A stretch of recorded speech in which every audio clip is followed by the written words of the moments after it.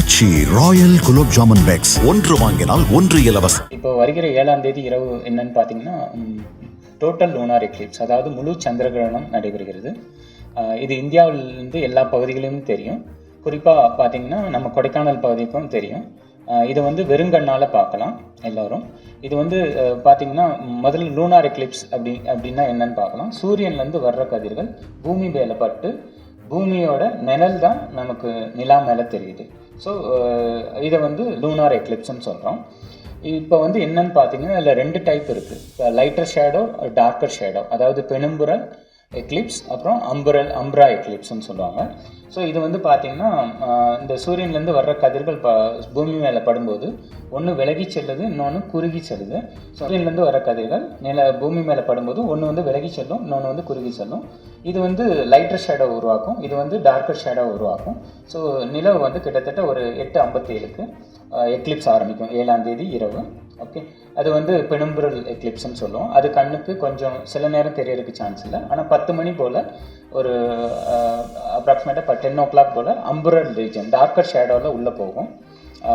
அப்படி பார்த்தீங்கன்னா இங்கே தான் எக்லிப்ஸ் ஆரம்பிக்குது.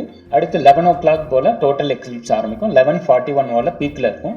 ஒரு 12:30 போல் அந்த எக்லிப்ஸ் முடிஞ்சிடும், பார்ஷியல் எக்லிப்ஸ். அதுக்கப்புறம் பெனும்புரல் எக்லிப்ஸ் வந்து ஒரு 2:30க்கு முடியும்.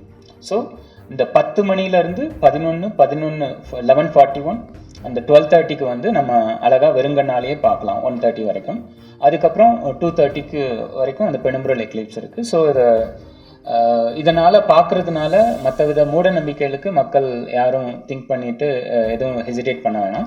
இது வந்து அந்த காலத்தில் விஷயம் தெரியாத போது மக்கள் திடீர்னு நிலவு வந்து மறைக்கும் போது அதை ஒரு பயத்தினால அவங்க ஒரு மூடநம்பிக்கை உருவாக்கலாம். இப்போ வந்து ஒரு அறிவியல் விளக்கம் இருக்குது. ஒரு விஷயத்துக்கு முன்னாடியும் ஏன் நடக்குது, எதுக்கு நடக்குதுன்னு நமக்கு தெரியும். ஸோ இது இயற்கையான நிகழ்வு. அனைவரும் வெளியே வந்து இதை வந்து கண்டுகளிக்கலாம். இதில் வந்து சில நேரங்களில் என்ன சொல்லுவாங்கன்னா பிளட் மூன் சொல்லுவாங்க, ரத்த மூன் இல்லை காப்பர் மூன் அப்படின்னு சொல்லிட்டு.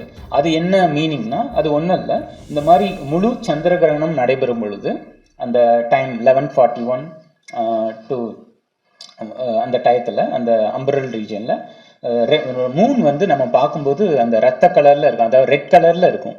அது வந்து அதை தான் அவங்க பிளட் மூனோ இல்லை காப்பர் மூணுன்னு சொல்கிறாங்க. அது ஏன் அப்படின்னா பூமியிலேருந்து வர்ற கதிர்கள் சூரியன்லேருந்து வர்ற கதிர்கள் பூமியோட அட்மாஸ்பியரில் பட்டு ரீஃப்ராக்ட் ஆகும்போது என்ன ஆகுதுன்னா சின்ன சின்ன அலைநீளங்கள் வேவ் லென்த்தெல்லாம் ஸ்கேட்டர் ஆகிடும். பெரிய லாங்கர் வேவ் லென்த் அலைநீள கதிர்கள் மட்டும், சிவப்பு கதிர்கள் மட்டும் நிலவை வந்து சென்றடையும். அதனால் ஸோ இந்த பூமி நம்ம அவுட்டர் ஸ்பேஸ்லேருந்து பார்த்தீங்கன்னா சூரியனை பார்க்கும்போது வெள்ளை கலர் தான் தெரியும். ஸோ எல்லா கலரும் சேர்ந்தது தான்.